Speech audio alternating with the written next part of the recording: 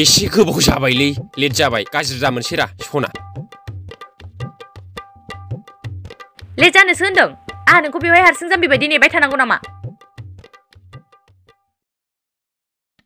गोसोथोलायनायाव एसे एनै नेलायनाया जाखायोरा मानोथो बिदि एथ' रागा जोंनांगौ जाखो जाम्बि जाम्बिनो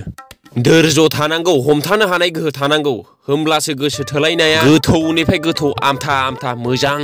जालाङो जाम्बि जाम्बिनो नै खाजा लाबोदां बेखौ आराम जादो जाया आङो माबायदि जाग्रा लाबोदों गाज्रि फाज्रिनो बिदि नङालै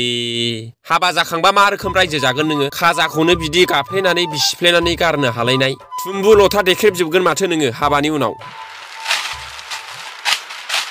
हाबानिसो खोथा रायखांबावदों नोङो हाबा लानो हायागारा थगाय थगाय सानबेसे दोनबावगोन नोंलाय आंखौलाय हाबाखौ लागोनब्रा जोंथ' जिब जुनार नङाना मोसौ बोरमा नङा हथात मथातनो लाब्लानो जानाय मानसिसो जोङो थानो न' नांगौ गाखोनो गारि नांगौ जानो आदार नांगौ जोंथ' खनबाय खनबाय जाग्रा नङाना जों सुबुं माहारि मानसिसो दा बिदि जानला मोनला हथात मथात हाबा जानानै बोसोरनै उनाव गुबुन हौवाजों खारफिननो नोङो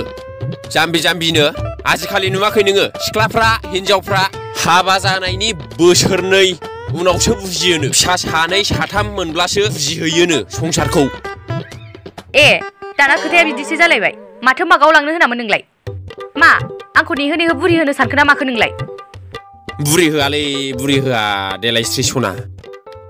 नोङो 2 बोसोर 6 मासल' नेबावदो होमब्लानो लानोसै मिथिबाय